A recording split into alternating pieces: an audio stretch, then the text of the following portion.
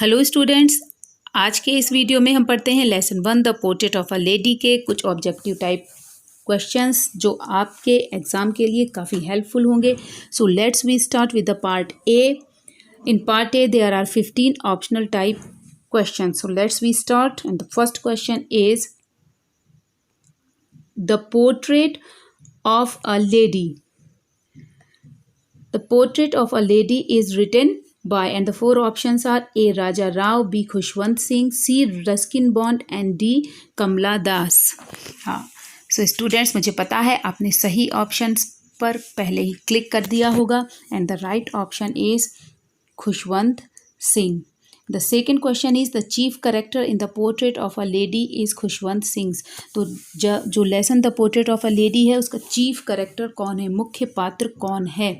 तो ये है, इसके चार ऑप्शंस हैं, Khushwant Singh mother, father, brother and grand mother. Yes, and the right option is grand mother. जो खुशवंत सिंह की दादी हैं वो इस the portrait of a lady lesson की चीफ करेक्टर हैं, बिकॉज जो लेडी है जिनका पेन पोर्ट्रेट जो राइटर ने हमारे सामने प्रस्तुत किया है वो है राइटर की दादी, उनकी grandmother. The next question is in the village the grandmother used to feed the. गाँव में दादी माँ खिलाया करती थी. किसको खाना खिलाया करती थी? The four options are sparrows, dogs, cows, all of these. तो अगर आपने इस चैप्टर को बहुत अच्छे से लाइन टू लाइन पढ़ा है तो आपने इस क्वेश्चन का आंसर दे दिया होगा कि ग्रैंड मदर डॉग्स को खाना खिलाती थी. जब वो राइटर को स्कूल लेकर जाती थी अपने साथ तो वो साथ में स्टेल चपाती बासी रोटियां लेकर जाती थी और स्ट्रीट डॉग्स को वो चपातियां खिलाती थी. सो the right option is the dogs. Now the fourth question, the grand mother spend her time in the city bye. जब वो गांव से सिटी में आ जाते हैं तब जो लेखक की ग्रैंड मदर थी वो अपना मोस्ट ऑफ द टाइम किस में स्पेंड करती थी? And the four options are feeding sparrows, गौरैया को खिलाने में, बी रीडिंग पढ़ने में, सी गॉसिपिंग गपशप करने में and the spinning the wheel चरखा चलाने में. यहाँ पर जो दो ऑप्शंस हैं, a feeding sparrows and the spinning the wheels, ये दोनों ऑप्शंस कंफ्यूजन क्रिएट कर सकते हैं. तो यहाँ मैं क्लियर कर दूं कि जो ए ऑप्शन है फीडिंग स्पैरोज, इसमें जो ग्रैंड मदर है वो सिर्फ half an hour he spend करती थी वो स्पैरोज को दाना खिलाने में, लेकिन हमने पढ़ा है कि वो सुबह से लेकर शाम तक जो स्पिनिंग व्हील था वो उनके साथ रहता था और वो most of the time spinning में स्पेंड करती थी. इसलिए यहाँ पर जो करेक्ट ऑप्शन होगा वो होगा spinning the wheel. Now the fifth question is while waking the author up in the village, grandmother used to constantly mutter the prayers in the hope that he would imbibe some religious verses which he. जब गांव में जब grand mother सुबह author को, लेखक को जब वो जगाती थी तब हमने पढ़ा है चैप्टर में कि जब वो उसे जगाती थी और जब उसे स्कूल के लिए वो तैयार करती थी तो वो लगातार कंटिन्यू धीरे धीरे कुछ अपने मुंह में ही कुछ प्रार्थनाएं बोलती रहती थी. और वो प्रार्थनाएं वो इसलिए बोलती थी क्योंकि वो चाहती थी कि इन प्रार्थनाओं को सुनकर जो लेखक है वो भी उन प्रार्थनाओं को याद कर लेगा. लेकिन क्या ऑथर ने वो प्रार्थनाएं याद की, वो धार्मिक प्रार्थनाएं? इसके फोर ऑप्शंस हैं, नेवर डिड कभी याद नहीं की, डिड याद की, इम्बाइब्ड पार्शियली थोड़ी बहुत याद की, and D none of these इनमें से कोई नहीं. तो जो लेखक है वो अपनी दादी को हमेशा प्रार्थना बोलते हुए सुनता रहता था, लेकिन उसने कभी भी इसमें इंटरेस्ट नहीं लिया कि उसे वो प्रार्थनाएं सीखनी है. So the right option is never did. Now the sixth question, in the sentence that was the turning point in our relationship, which was the turning point? एक पार्ट में लेखक ये कहता है कि ये हमारी जो रिलेशनशिप थी, हमारे बीच में जो संबंध था दादी में और लेखक में, के लिए एक नया मोड़ था, उस रिलेशनशिप में एक नया मोड़ आया। ये नया मोड़ क्या था? And the options are they are moving to the village, उनका गांव जाना, they are moving to the city, उनका शहर जाना, दे आर मूविंग अब्रॉड, उनका विदेश जाना, हिज जॉइनिंग द यूनिवर्सिटी, या उसका विश्वविद्यालय को ज्वाइन करना। तो इसमें वो विलेज में तो पहले से ही रह रहे थे। हमने पढ़ा है कि जब वो सिटी में आते हैं तब जब लेखक और उसकी दादी, उनके बीच की रिलेशनशिप में काफ़ी बदलाव आ जाता है। अब राइटर अपनी दादी के साथ स्कूल नहीं जाता है, अब वो स्कूल बस से स्कूल जाता है। और ये भी लेखक ने मेंशन किया है कि पहले उसकी दादी और वो हर समय साथ रहते थे, लेकिन अब सिटी में आने के बाद वो एक दूसरे को बहुत ही कम देख पाते थे। तो ये जो टर्निंग पॉइंट है, ये टर्निंग पॉइंट है they are moving to the city. जब वो गांव से शहर में आते हैं तो जो उनमें चेंजेस, बहुत ज़्यादा उनकी लाइफ में चेंजेस आते हैं, इसलिए लेखक ने इसे कि उनकी रिलेशनशिप के बीच का टर्निंग पॉइंट कहा है। Now the seventh question is, the grandmother was against the teaching of music because she considered music to be, तो grandmother थी वो संगीत की शिक्षा के बहुत विरुद्ध थी, क्योंकि वो ये मानती थी म्यूज़िक को कि इसमें 4 ऑप्शंस हैं कि म्यूज़िक सबलाइम होता है, गुड फॉर हिम, उसके लिए अच्छा मानती थी, see a monopoly of harlots and beggars, and D none of these. तुमने पढ़ा है कि जब ग्रैंड मदर को पता चलता है कि लेखक के स्कूल में म्यूज़िक लेसन्स भी दिए जाते हैं तो वो उससे बिल्कुल भी खुश नहीं होती हैं। शी बिकम्स वेरी अनहैप्पी, क्योंकि वो ये मानती थी कि जो म्यूज़िक है वो a monopoly of harlots and beggars, वो प्रोस्टिट्यूट्स और भिखारियों का ही उस पर अधिकार होता है, संगीत सिर्फ उन्हीं के लिए है। It is not for gentle folks, सभी लोगों के लिए म्यूज़िक नहीं होता है। So the correct option is C. Now we move towards the next question, and the question number 8 is, how did the sparrows express their sorrow when the author's grandmother died? जब लेखक की दादी की मृत्यु हो जाती है तो जो गौरैया चिड़िया होती हैं जिनको वो दाना खिलाया करती थी शहर में आने के बाद, वो अपने दुख को कैसे प्रकट करती हैं? And the options are, they chirped a lot, वो बहुत ज़्यादा चहचहाती हैं, B they did not express their sorrow, वो अपना दुख प्रकट नहीं करती हैं, option C they did not come that day, वो उस दिन आई नहीं थी उनके आंगन में, and D they did not take notice of the bread crumbs. तो हमने, अगर आपने वाकई में लाइन टू लाइन अगर चैप्टर पढ़ा है तो ये सारे क्वेश्चन आपके लिए बिल्कुल भी डिफ़िकल्ट नहीं होंगे। हमने पढ़ा है इसमें कि जब लेखक की दादी की डेथ हो जाती है तो बहुत सारी हजारों गौरैया चिड़िया उस आंगन में, उस वरांदे में, उस रूम में जहाँ उनकी दादी की डेड बॉडी को रखा गया था, वहाँ हजारों चिड़िया इकट्ठी हो जाती हैं और उनकी लेखक की माँ वो ये समझती हैं कि ये यहाँ पर दाना खाने के लिए आई हैं, और जैसी उनकी लेखक की दादी रोटी के छोटे छोटे टुकड़े तोड़ तोड़ कर उन्हें खिलाया करती थी, वैसे ही वो रोटी के टुकड़े लाकर उन्हें खिलाती हैं, उनके लिए डालती हैं चिड़ियों के लिए। लेकिन वो जो चिड़िया हैं वो उन रोटी के टुकड़ों पर बिल्कुल भी ध्यान नहीं देती हैं, क्योंकि वो जो चिड़िया थी वो भी उनकी दादी की मृत्यु से काफ़ी दुखी थी और उन्होंने अपने दुख को प्रकट किया उन रोटी के टुकड़ों को ना खाकर। So the right option is they did not take notice of the bread crumbs, उन्होंने रोटी के टुकड़ों पर कोई ध्यान नहीं दिया।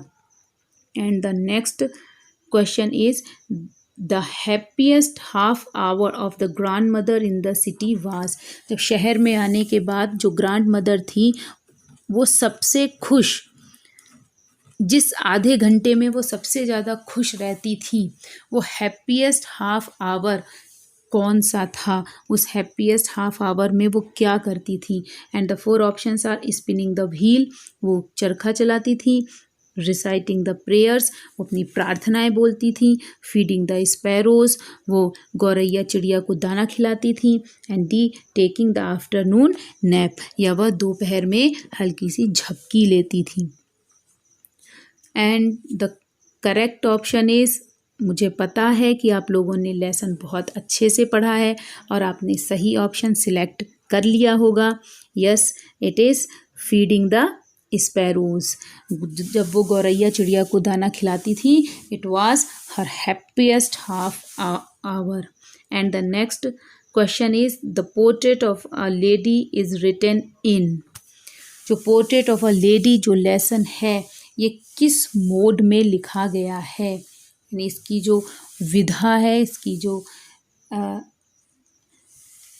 इसे किस मोड में लिखा गया है। And the 4 options are scientific mode, वैज्ञानिक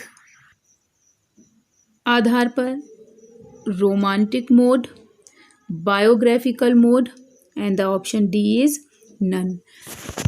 तो ये जो लेसन है ये साइंटिफिक है, रोमांटिक है, बायोग्राफिकल है। तो पता है कि बायोग्राफिकल मीन्स होता है जब हम किसी दूसरे व्यक्ति के जीवन के बारे में जब हम लिखते हैं तो उसे हम बायोग्राफी कहते हैं, और जब स्वयं के जीवन के बारे में लिखी जाती है तो उसे हम ऑटोबायोग्राफी कहते हैं। और ये जो लेसन है इसमें राइटर अपने दादी के जीवन के बारे में इसमें लेखक ने हमें बताया है। So this chapter is written in biographical mode. And the next question is, author's grandmother had been old and young for the last। जो लेखक की जो दादी थी वो पिछले कितने वर्षों से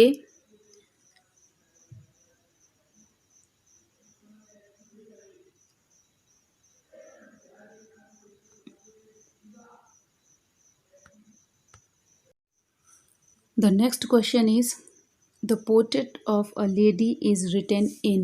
The portrait of a lady जो लेसन लिखा गया है ये किस मोड में लिखा गया है, यानी किस विधा में लिखा गया है। And the 4 options are scientific mode, वैज्ञानिक विधा में, B romantic mode, C biographical mode, and D none.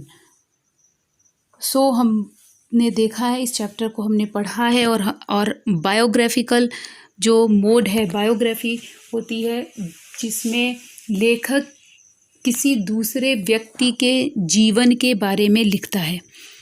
Autobiography में लेखक स्वयं के जीवन के बारे में लिखता है, और बायोग्राफी में किसी दूसरे के जीवन का वर्णन करता है। तो ये जो लेसन है the portrait of a lady, इसमें हमने देखा है कि राइटर ने अपनी दादी के जीवन के बारे में इसमें मेंशन किया है। तो ये जो लेसन है इसका जो मोड होगा, इसकी विधा, ये है biographical mode. The next question is, author's grandmother had been old and, यहाँ पर ये जो यंग वर्ड है ये मिसप्रिंट है, यहाँ यंग वर्ड की जगह पर रिंकल्ड वर्ड होगा। इसमें आप ये करेक्शन कर लीजिएगा, ये मिसप्रिंट हो गया है कि author's grandmother had been old and wrinkled for the last. जो लेखक की दादी माँ थी वो बूढ़ी और उनका जो चेहरा था वो झुर्रियों से भरा हुआ था, वो पिछले कितने वर्षों से ऐसी थी। And the options are A 30 years, B 20 years, C 10 years, and D 15 years. And the right option is 20 years. In the very first paragraph, हमने चैप्टर के बिल्कुल फर्स्ट पैराग्राफ में ही ये बताया गया है कि ऑथर ने जब से अपनी दादी को देखा था तब से उन्होंने उसे ओल्ड और रिंकल्ड ही देखा था, कभी उनको यंग देखा ही नहीं था पिछले 20 वर्षों से। Next question is, where was grandmother's portrait was hung, grandfather's portrait was hung. जो लेखक के दादाजी थे उनका पोर्ट्रेट चित्र कहाँ पर टंगा हुआ था। तो जो दादाजी का चित्र था उसके लिए ये ऑप्शन है कि above the mental peace, mental peace के ऊपर, मैंने पहले भी मेंटल पीस को मेंशन किया है कि मेंटल पीस जहाँ पर एक ऐसा स्ट्रक्चर होता है जहाँ नीचे आग जलाने का स्थान होता है और उसके ऊपर कुछ स्पेस होता है कुछ भी डेकोरेटिव आइटम्स रखने के लिए। ऑप्शन बी है अबव द ब्यूरो, अलमारी के ऊपर, अबव द टेबल, मेज के ऊपर, and below the photograph of grand mother, या दादी माँ की फ़ोटो के नीचे। आपने बिल्कुल सही ऑप्शन चूज़ किया होगा। ये ऑप्शन है ए, अबव द मेंटल पीस। जो दादाजी का चित्र था वो मेंटल पीस के ऊपर टंगा हुआ था। Next question is who used to hobble about the house. Hobble means होता है टू वॉक विथ डिफ़िकल्टी, बहुत ही कठिनाई से चलना। और जब बहुत कठिनाई से चलते हैं तो हम जैसा साधारण रूप से अच्छे तरीके से चला जाता है वैसा नहीं चल पाते हैं, थोड़ा कठिनाई से चलना, लंगड़ाते हुए चलना, to walk like a lame person. तो लेखक के घर में कौन था जो बड़ी ही परेशानी से लंगड़ा कर चलता था? And the options are grandfather, grandmother, author's mother and author's father. तो इसमें जो ये लेसन है ये मोस्टली इसकी जो चीफ कैरेक्टर हैं वो ग्रैंड मदर ही है। ग्रैंड मदर के जीवन के बारे में ही पूरे लेसन में लेखक ने बताया है। तो डेफिनेटली जो हमारा बी ऑप्शन है ग्रैंड मदर वही करेक्ट ऑप्शन है। जो उनकी दादी माँ थी वही पूरे घर में लंगड़ाते हुए चलती थी। And the next question is name the poetic device in she was like the winter landscape in the mountain and expense of pure white city. उस पोइटिक डिवाइस का आपको नाम बताना है जो इसको इस सेंटेंस में यूज किया गया है। She was like the winter landscape. अब यहाँ मैं बहुत ज़्यादा डिटेल में आपको नहीं समझाऊंगी चीज़ों को, इसलिए मैं आपको सिर्फ सिंपल सा एक फैक्ट बता दे रही हूँ कि जब भी एज या लाइक वर्ड का यूज़ होता है किन्हीं दो चीज़ों की तुलना करने के लिए, एज या लाइक वर्ड का यूज़ होता है तो वहाँ पर जो पोइटिक डिवाइस होता है वो होता है सिमिली, यानी उपमा अलंकार। तो यहाँ पर ये लाइक वर्ड का यूज़ हुआ है तो यहाँ पर जो हमारी पोइटिक डिवाइस होगी वो होगी सिमिली। इसके अलावा हमारे जो ऑप्शंस थे वो थे metaphor, alliteration and personification, and the right option is simile. The next question is who accepted her seclusion with resignation. किसने अपने अकेलेपन को बिना किसी विरोध के स्वेच्छा से स्वीकार कर लिया? और चार ऑप्शंस हैं। ऑथर लेखक ने, ऑथर्स मदर लेखक की माँ ने, ऑथर्स फादर लेखक के पिता ने, and the last option is authors grand mother. The correct option is authors grand mother. जो लेखक की दादी थी उन्होंने एकांत को बिना किसी विरोध के स्वीकार कर लिया था। ये एकांत क्या था? जब लेखक ने यूनिवर्सिटी ज्वाइन की तब लेखक को अलग रूम दे दिया गया।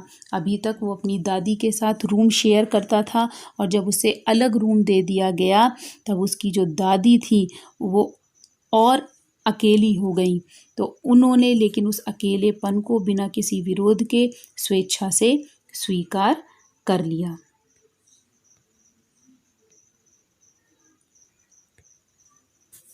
Now the part B begins, and in this part B you have to say whether the statement is true or false. Number 1, the author's grandmother had a wrinkled face. लेखक की दादी का जो चेहरा था वो झुर्रियों से भरा हुआ था। ये ट्रू सेंटेंस है। लेखक की जो दादी का चेहरा था वो एक ओल्ड wrinkled फेस था। So this statement is true. The next statement is author and his grandmother were good friends. जो लेखक है और उनकी जो दादी वो एक अच्छे मित्र थे। तो ये स्टेटमेंट भी ट्रू है। लेखक और उसकी दादी बहुत अच्छे मित्र थे, वो रूम शेयर करते थे और जब वो गांव में थे तो उसकी दादी उसे स्कूल लेके जाती थी। तो ये भी जो स्टेटमेंट है ये स्टेटमेंट ट्रू है। The next statement is grandmother carried the stale chapatis for village cows। जो लेखक की दादी थी वो बासी रोटियां गांव की गाय के लिए लेकर जाती थी। ये स्टेटमेंट फॉल्स स्टेटमेंट है क्योंकि जो लेखक की दादी थी वो गांव के कुत्तों को डॉग्स को खिलाने के लिए स्टेल चपातीस लेकर जाती थी। तो ये जो स्टेटमेंट है ये स्टेटमेंट फॉल्स है। Next statement is grandmother was very happy when the author told her about his music lessons. जब लेखक ने अपनी दादी को अपने म्यूज़िक लेसन्स के बारे में बताया कि उसके स्कूल में अब म्यूज़िक लेसन्स दिए जा रहे हैं तो उसकी दादी बहुत खुश थी।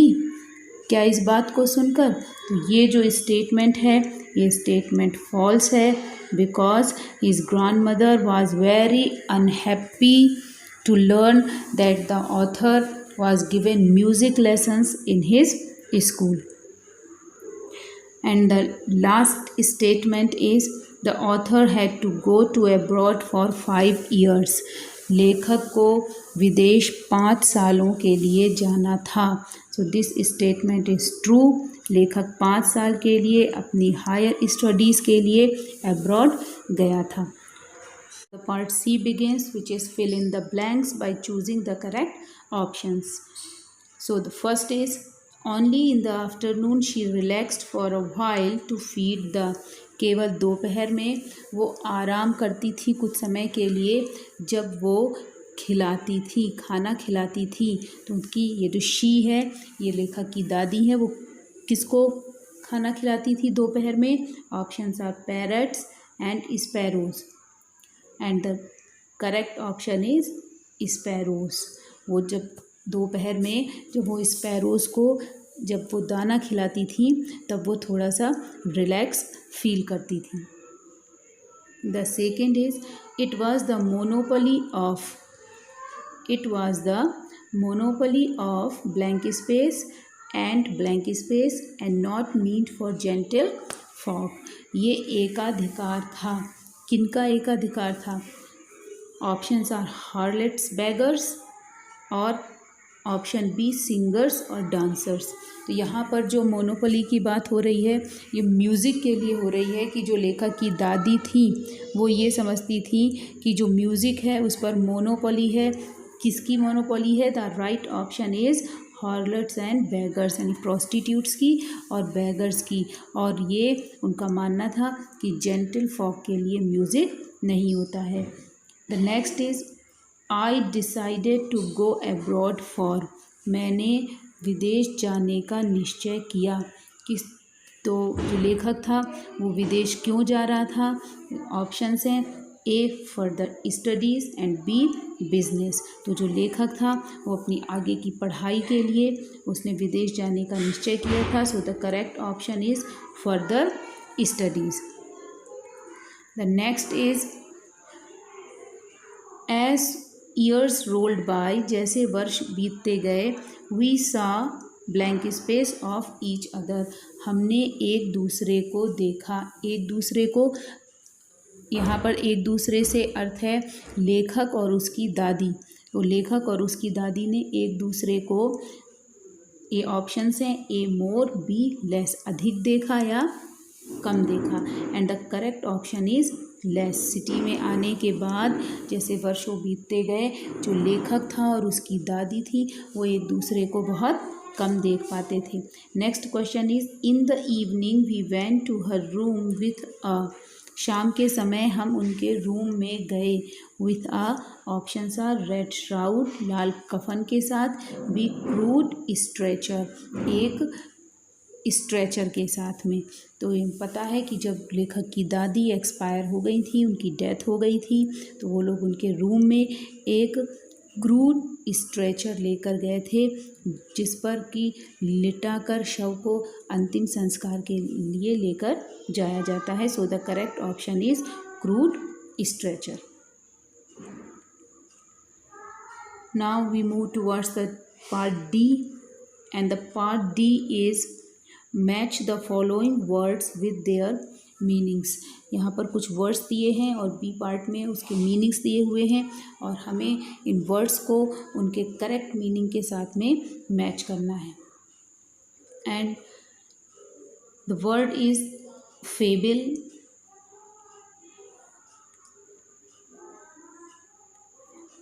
हॉबल, inaudible, puckered and sentimental. So we take the first word fable. Fable means होता है ओल्ड स्टोरीज़. जो पुरानी स्टोरीज़ होती हैं उन्हें हम फेबल्स बोलते हैं. एक्चुअली ये स्टोरीज़, ये इसमें एनिमल्स, क्रीचर्स होते हैं और मोस्ट इम्पॉर्टेंट थिंग जो फेबल्स होती हैं उसमें लास्ट में हमें कोई मॉरल भी मिलती है. ये शिक्षाप्रद कहानियाँ होती हैं. यहाँ पर ये जो फेबल का मीनिंग है ये है ओल्ड स्टोरीज़. सेकेंड वर्ड है हॉबल. हॉबल मीन्स होता है टू वॉक लाइक अ लेम. एक लंगड़े व्यक्ति की तरह चलना. जैसा कि हमने चैप्टर में पढ़ा है कि the grandmother of the writer used to hobble around the house. जो लेखक है उसकी दादी घर में लंगड़ाते हुए चलती थी. तो हॉबल का मीनिंग है इनऑडिबल. इनऑडिबल, इनऑडिबल मीन्स होता है which can not be heard. जिसको सुना नहीं जा सकता उसे हम कहते हैं इनऑडिबल. पकर्ड. पकर्ड मीन्स होता है रिंकल्ड, यानी झुर्रियों से भरा हुआ. ये पकर्ड दैट मीन्स रिंकल्ड, झुर्रियों से भरा हुआ. And the last word is sentimental. So the sentimental word means emotional, भावुक, भावनाओं से भरा हुआ. So students, these are the objective questions which I wish will be very helpful for your exam. So next video में हम किसी और topic के साथ मिलते हैं.